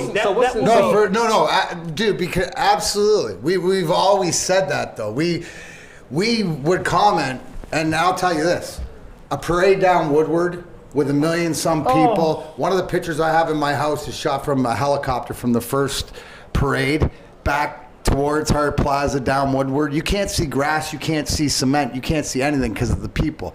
I remember we were waiting to leave, and you do the route and you follow whatever. Drapes and I and Ozzy are sitting talking, and we look at each other and go, can you imagine if the Lions won? Oh. Like, we know that. Because we're going to be there too. We'll be all face painted up. I'm telling you, can't wait. I'll be blacked out. I'm You telling you, listen to I me. won't even remember it. That's the worst part. I'm going to tell you this, and this is me being selfish. Whatever team wins it, I'm going to envy them, but I'm going to be so happy at the same time. Because I want to be a part of that. Absolutely. Because I know how crazy the season's going to go. Yep. I can't wait for it. I just wonder how many, people like, just automatically will just pass because they've sold their soul for a Lions win, and then all of a sudden, Like the Red Sox, right? It's not COVID. We haven't lost more COVID people. We just the Lions won, and everybody's wish. We just lost 1,000 people in the Remember we stadium. all made a deal with the devil or with God. If Yeah. you just let them win this game, I'll never drink again.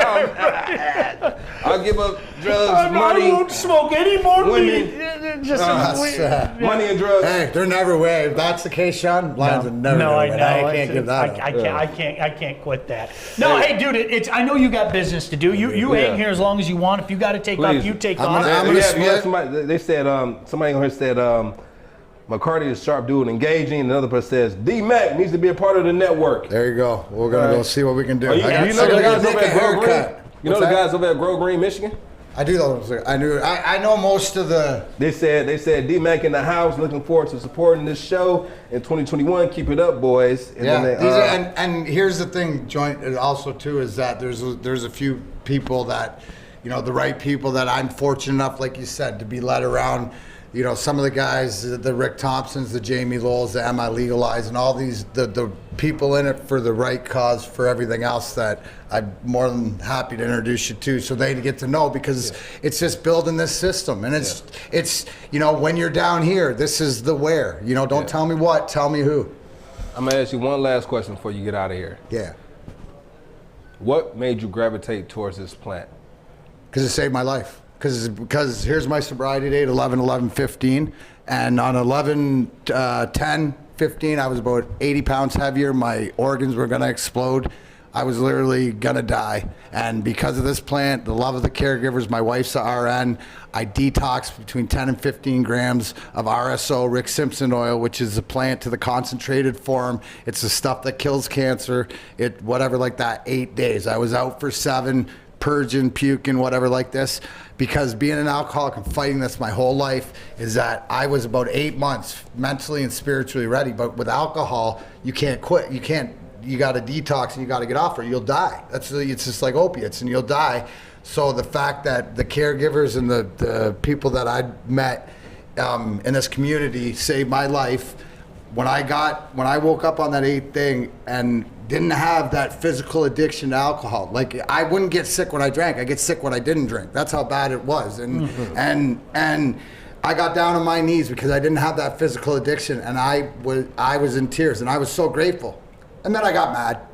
Then I got mad because I was lied to, and then I got mad because I was one of the ones that how much had I suffered to know, because there's always something missing, right? I live my life by the principles of Alcoholics Anonymous, 12 steps, except I got a guard in my program.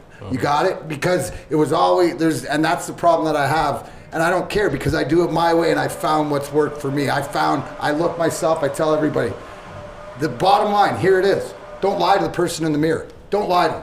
Be flat honest. And it took me to walk by him and stop one day and say, I'm not dealing with you right now. And he looked back at me and said, hope you're alive when you come back. And that caught my attention. Then I started talking to him. Then I started figuring out that Darren McCarty was to everybody else, but who was he to himself? So this plant, and then I fought, and then 5 years. So that's why you're talking about the integrated system. So my licensing is with Pincan up in Pinconning, the 135,000 seed to sale facility that produces all this stuff. Right. It's because of the WHO. And it's the radical genetics that grow my flower, and it's the M organics, and it's Brent that makes it's the guys who care about the people. Like you said, the money, dude, it's like anything else. In this business, if you say money doesn't grow on trees, they haven't grown weed because it's resilient and patient, right? And if you just want your piece of the pie, it'll come. So you don't worry about that. So you surround yourself and you figure out who's the money people. Go ahead, go chase the money, do that. But who are the compassion people? And then you circle around because you bring the people out, and that's it. What did I tell you earlier, Sean? I'm ready. Let's go. I tell my kids, you chase what? Oh yeah, absolutely. What That was great. You know what? We were talking about it. Somebody brought it up on Twitter. I got to read this off of Twitter as well. Seriously. Yeah, you got that Habs. Come on, you know that. Come on, man. He's got the Habs. I know he's such you know what? He's got the Habs, the Maple or the Montreal Canadiens CH on his Chase phone. the purpose. Somebody tweeted out. Chase the purpose. Yeah, chase Put the it in purpose. quotes. You chase Absolutely. the purpose, not the money. Well, here's the one thing, and I'll end it with this. Is why because I do Grind Time with Darren McCarty, right? And Grind Time with Darren McCarty and it's gone through transformations, and you know, I was always asked, well, what is it? And I was always like, well, it's mine. It says my name on it, so it's whatever I want it to be. And you know what? It took me until 3 months ago. You know what Grind Time with Darren McCarty is about? It's about the why. I got to know the why. So when you and I sit down on Grind Time, it's the why. Just like you're saying, and everything that you're saying, what's your purpose? Pursue your purpose. Period. Great stuff. Hey, I knew you guys would hit it off. For There's sure. no doubt in my mind you two are going to hit it off. Darren made our show so much easier, man. I appreciate you coming. Everybody, Darren McCarty, everybody. I will see you tonight. All right, I will talk to you tonight. I will talk to you tonight. Definitely. It's If you're not doing anything tonight, 7 to 8 o'clock, WJR, me and Shawnee B, Darren McCarty Show. What that about? I got a question. Here, I'm going to tease right now. Okay. Now, with gambling being legal, right? Mm-hmm. Right. And everything like that, and I see all these like sports, you know, get into this, and here's your free bonus. Because gambling is legal, does this have a shot of somebody new who's never sports gambled or learning into it to become the next Jimmy the Greek? That's just the question. That's a good question. I just That's a good mean, question. will it a different because again, as we're talking about the cannabis, how the legalization enabled people to get into it. Let's look at it tonight. I want to look at it as a question That's to a people great for the question. gambling side. Are they looking Can't forward beat to it it. because now it's legal? Let's do that. Let's see what happens. All right. You know what's funny? You know what's funny Hey, about that is appreciate I'll let it. these Yeah, guys we'll give talk. the bro hug and everything. To that point, Joique, I'll tell you point blank, and right. D-Mac knows this. Joique, I grew up. It was never for me. cannabis, all that. The stigma, I never wanted to do it. As soon as it got legal, I tried it. I love it. I have no problem saying it. I love it. I don't do it a lot. It's not, I can't tell you the last time I did it. This is what we're going to do. We're going to supply you. All right, sounds good to me. We'll bring you some. Joique, listen, I never did it. And a big reason was, look, I grew up the son of a cop. My dad would have wrung my neck. And I grew up a son of a cop. And a pastor. Yeah, right? And a pastor. So it was just something, I was never interested in it. And then when it got legal last year, I said to one of my buddies who's been into it, I said to him, I go, let's have a card game this weekend. I'll smoke some meat. Why don't you bring some stuff over? He thought I was joking. Yeah. He looked at me and he's like, nah, dude. And I go, I'm serious. Bring some stuff over. It was unbelievable. I enjoyed it a lot. I enjoyed it. Yeah. Right? And again, I'm not the type of person, I'm not going to do it every weekend or anything like that. Yeah. But I have no problem saying I enjoyed it. Yeah. I loved it. And so growing up, right, when I was a kid, I used to want to be like my dad. So my dad was a pastor. So I remember he brought me in his room. I had to be about 8 years old. All right. So he said, listen, son, I never smoked or drunk a day in my life. I never poisoned myself with that nonsense. I said, okay, well, I want to be like my dad, so I'm going to never do it. So I never did it. So when I hit 16, I told myself, you know what? Now I want to be able to tell my son the same thing my dad told me.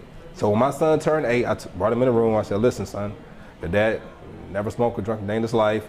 And for me, they say, well, you never did it because you played football. I said, no, I never did it because I wanted to be like my dad.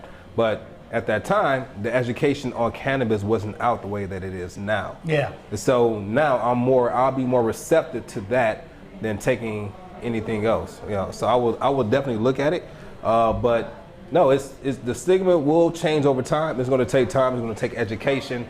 It's going to take wellness centers like my provisioning center that we're going to be opening up during my charity weekend, which we should bring the show down that weekend as well. Love to. We'll love to do it. And really sit down and really be able to have these conversations with people who only heard the negative sides of it because the war on drugs. Yeah. And even before then. So I'm really excited about it. It's been a 3-year process of going through the process of the city, through the state. And so I'm just excited to be able to move forward now. You know what changed my mindset even before it was illegal? And Corey, I'd love to get your take on this too, because I'm sure you got some opinions. Oh yeah, Corey, do it for sure. You know what changed my opinion on it? And this is, Joique, this is even before it was legal. I know people like your sister that for medicinal reasons had to take it. Yeah. And I know somebody who is going through ALS, which is just awful to watch. Yeah. And it's, I mean, it's heartbreaking. Yes. And if that gives this person peace, then what's your problem? This is somebody who every day of their life is miserable. Every moment of their gosh damn life is miserable. And if this is giving them peace, well, what's that to you? It never made sense to me. Never made sense to me. Yeah, like I've told you before, it's the stigma that was in place on our government, that has been placed on the people within the society, and just over time, like I said, like even if you look at the House, they just passed a bill to legalize it. Now, is it going to pass the Senate? We don't know. Well, we'll see what happens. Yeah. Yeah. Corey with a K, what up? Well, I do have experience with it. I actually take CBD oil tinctures every day. Okay. When I take my morning supplements, because for a while I do have I have what is called borderline depression disorder. Mm-hmm. Yeah, borderline depression disorder. So it's like they try to prescribe me like something called Wellbutrin, Prozac, Zoloft, and I took those pills and I felt like the lights were on but nobody was home. Like a zombie. Yeah, so I'm like, I'm straight on that. So I just did some, research, flushed them down the toilet about 2011, and ever since I take CBD oil to start my day, and then for the night I'll indulge, and it's changed my life for the better. Good for you. Yeah, we'll have, honestly, we can have a show where I want to come out, really want to educate people just on this. It could be a 10-15 minute, just a little gem. We can call it Marijuana Mondays. I'd love to do that. Why not? Marijuana Mondays. Why not? I can bring in me, probably one of my partners, have them call in. We can sit down. We can really talk about the benefits of this plant on this show whenever we want to talk about it, because on this show we can talk about whatever we want to talk about. So I'm excited about it. What's up with the Patriots, man? If you didn't see this, I don't know if you guys saw this number. 18 years since they didn't win at least 10 games. 18 years. Now think about that. In a league like Joique, this league is set up for parity. Yeah. And they have had 10 or more wins every stinking year since 2003 until now. That streak ended last night. It ended. Is this the end of it? I think it's the end of it. It's been when they decided to part ways, I knew that team wasn't going to be the same again. I knew Tom Brady would have a difficulty winning because he was in a system to where it was built for him that he had mastered. The Patriots isn't the same without Coach Belichick and Tom Brady together. Yep. It's not. So let me see what else. We have some more comments on here. Hold up. And this definitely not a good sign when your quarterback has more rushing touchdowns than passing touchdowns. Going into that game, he had five. He threw 5 touchdowns, but 9 interceptions. You know what? Cam was a guy that I really liked, and what people don't understand about Cam is he is a monster. That is a big, big man. I was doing the pregame show for television on the field, and Cam walked behind me, okay? And I'm just under 6'1". I'm about 230 pounds. Here comes this man at 6'5" and about 250 pounds. He dwarfed me. This is a quarterback in the National Football League. But you want to know how physical the National Football League is out there? He already knows this. Yeah. This dude is beaten. A guy that big is just beaten. Yeah. It is amazing. He's not even close to the same guy he was a few years ago. No, week in, week out. It wears on you. It wears on you. And especially when you have a good arm, but now you're turning back into what you were earlier in your career. Yep. He was known for his running his legs, his athletic abilities with his legs, and now he's going back and like when you were at the Patriots, you have to be able to throw the ball. You have to be able, but he's doing well with running the ball, but his passing, his efficiency is definitely dwindled since he came to the Patriots. And I thought it was a good pickup. So did I. I thought it was a good pickup for the Patriots. You know what I thought, Joique? I thought it was kind of this was a perfect fit in the regard that the Patriots know what everybody's going to be saying without Tom Brady there, and Cam Newton knows what everybody's saying about him, that, okay, his best days are behind him. He might not be the man anymore. Yeah. I thought you bring that together, it might have been a good reclamation, and it just isn't. It was a big bust. Yeah. I don't know because that was a 1-year deal. I don't know what's going to happen next year. That's a good point. Yeah, and you know what? It's funny, Corey, correct me if I'm wrong, but I thought I saw something this morning that Belichick made a point to come out and say he's still our quarterback. No matter what, this is our guy. And quite frankly, they don't have that guy waiting in the wings. They don't.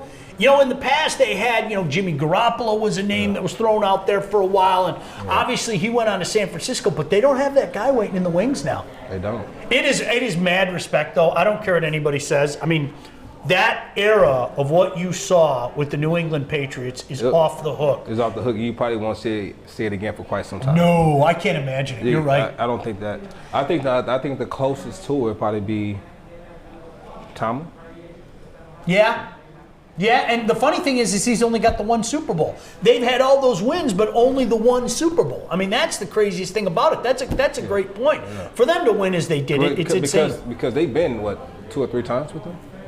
They won it 1 time. With Tomlin, they beat the Cardinals. They beat the Cardinals. And then, did he go? I don't think he wasn't there with the bus. Yeah, that was Cowher. Cowher won. Cowher lost to the Cowboys and then beat the Seahawks. And Tomlin's just been the one time. Oh no, they lost to the Packers, right? Didn't the Steelers lose to the Packers? I think the Steelers lost to the Packers as well. Yeah, I think they've been twice. Yeah. So he's been twice. That crap off the top of my head. Yeah. But it's a situation where, like, I'm with you. I mean, here all that prolonged success that really the Steelers have had, from Chuck Noll to Bill Cowher and yet you're talking about, a Super Bowl for Cowher, a Super Bowl for Tomlin, and you've got all those Super Bowls for Belichick and Brady. I mean, it's insane. In a league that it's supposed to be, this isn't the league of the 90s either, man. This is parody. It's insane. It's insane. Can't say enough about it. Hey, man.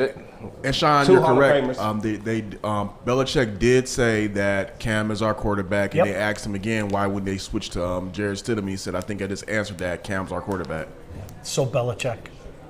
So Belichick. So Belichick. What was the MO? I mean, I know you talked about it, you know, that hey, we might pay you less, but you're going to have a chance to win. You faced them, your team faced them in the damn good year as well of 2014. And I went remember against them twice. I went against them in preseason 1 year, and then we played them. I'm 1-1 against Tom Brady. Well, if you include preseason, 2-1 against them, but 1-1. When I played for the Colts, we went there, we won that game. But when we went there, when I played for the Lions, I mean, they just outplayed us. defensively that day, I remember they were sick. It was sick. I mean, we couldn't run. We Yep. couldn't pass. It was just, they had us. Was there an aura? Like what? I mean, do you guys feel that? Because there's that aura in the media and amongst fans. Do you guys feel that? I'm gonna tell you this right now, and this is my perspective, and this is what my players, every team I played on. There has never been a game, there has never been a player that has ever looked across that field, that 53.5 yards across the field at their opponent, and say, "I'm afraid of that guy." Yeah. It's never been a time. We're all men. I've never been afraid of you. I never. I wanted to play against the best. Now, those guys that you respected, and you for that, like for a particular game, you know you have to bring your A game every single play. But there's never been a time where I looked across the field and said, that guy puts fear in my heart.